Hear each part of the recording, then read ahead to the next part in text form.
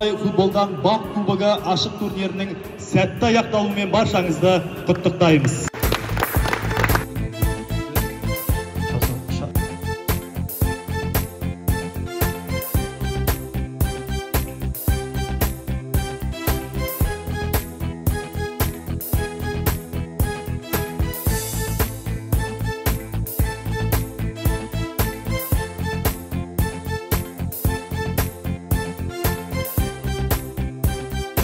Futboldan Loms'un ашық турнирінің 3-ші орын иегерлері Теңеу баспасөз командасы.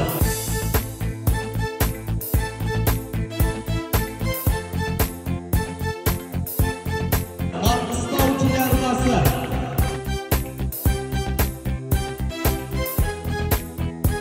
Мұнай тамшылары Жайдарман командасы.